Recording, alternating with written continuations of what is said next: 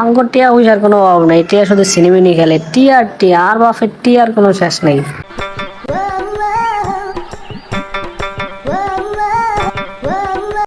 যাক, এবার ঈদটা খুবই ভালোই কাটলো।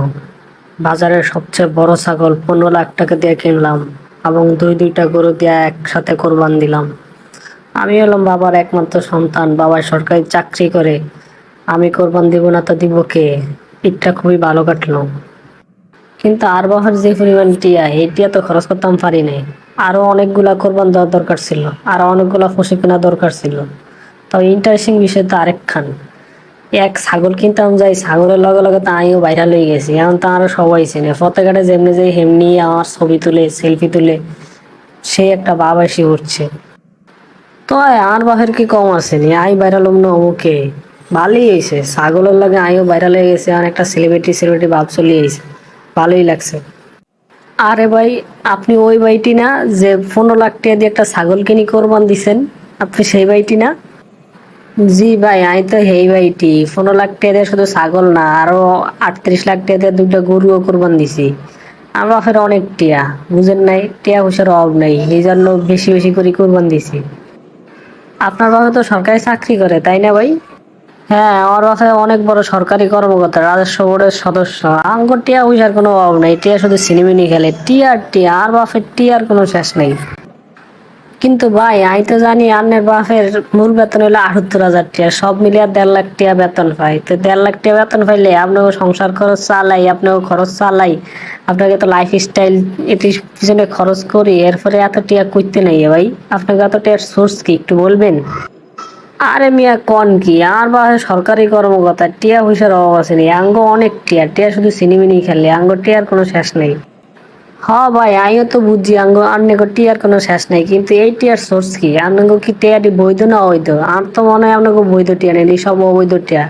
এই অবৈধ টিয়া দিয়ে নি মানুষের লাগে ফুটানি করেন, এই এত এত টিয়া দিয়া কোরবানি দেন, এই অবৈধ টিয়া দিয়া মানুষের সব মাথা মাইরা মানুষের ঘুষ খাইয়া এত টিয়া বানায়, এরপরে এই টিয়া দিয়া ফুটানি করেন, ভাইরাল হন মিয়া। এই মিয়া মুখ সামলে কথা কন, কারে কি কোন খবর আছে? আর বাপের অনেক টিয়া, আপনার একদম খবর করে দিব। হ হ, সোরের মার বড় গলা। এই দেশের মাইসের টিয়াড়ি মাইরা খায়া আর অনাইছে আবার বড় বড় কথা কইতো। মাইসের টিয়া মারি খাই, ঘুষ খাই, আইছে 38 লাখ টাকা দিয়ে কোরবান দিত, হুডানি দেয়াইতো। মাইসের টিয়া মারি দেয়, আপনার তো মুখোশধারী চোর, আপনার তো এই দেশের সবচেয়ে বড় চোর, আপনার বাসা তো সবচেয়ে বড় চোর এই দেশের। মাইসের টিয়াড়ি মারি দেয়, ঘুষ খায়, আবার বড় বড় কথা কইতে আইছে। এ ভাই সরেন তো সরেন, শেষে মাথা গরম করে কি না কি করে ফেলে কইতে পারি না, সরেন সামনে সরেন। কথা কথা কইতে আইছেন মিয়া। কিরে বাফু, তোর ঈদ কেমন কাটলো? তুই যা যা চাইলি তা তাই কিনে দিলাম। বাজারে সবচেয়ে বড় খাসিটা তোরে কিনে দিলাম 15 লাখ টাকা দেয়া, আবার গরুও দিলি 38 লাখ টাকা খরচ করি। এবার ঈদ কেমন কাটলো তোর? হ বাবা, সবচেয়ে সেরা গীত কাটছো, আমি যা যা চাইছি সবই কিনা দিছো, গরু ছাগল, এবং সাথে সাথে তো আমি ভাইরালও হয়ে গেছি। আর আমি তো সেলিব্রিটি হয়ে গেছি, আর এখন সবাই চিনে, সবাই দেখলে সেলফি তুলে, আমি তো পুরাই ভাইরাল। কিন্তু বাহুরে, ভাইরাল হই তো আরে বিপদে হালাইছস। আর অন ইনকাম নিয়ে তো সবাই প্রশ্ন তুলতেছে, আমি এত টিয়ার মালিক কেমন হইছি হিয়ান তো আইসে না জানি। এখন তো সবাই প্রশ্ন তুলতেছে আমি এত টিয়ার মালিক কেমনে হইলাম, আর এত টিয়া দিয়ে কোরবান কেমনে দিলাম। আমি তো পুরাই ঝামেলা পড়ে যাইতেছি রে বাপু। তোর এক ভাইরালে তো আমার পুরো বিষ মারি গেছে। আমি তো ভাইরাল হইতাম চাইনি, অনেক ছাগল কিনিস না ভাইরাল হয়ে গেছি। আর আরো তো মানুষ মাঝে মধ্যে বাজে কথা কয়, এই যে এক ফলাই ধরি আরে অনেক কথা কইছে, আঙ্গ এত টিয়ার উৎস কি, অবৈধ টিয়া না বৈধ টিয়া? আমারও ভাল লাগে না, ভাইরাল হইতে আমিও বিপদে হচ্ছি, আমারও গালাগালি করে মানুষে। আরে বাপু, আমি তো চিনতে আছি দুদক না জানি আমার কবে ফিসে লাগে। দুদক যে আমার ফিসে লাগে তাহলে তো আর অস্তিত্ব রাখতো না। আর সব ওই দুটিয়া বাইকেরিয়া লাগবো।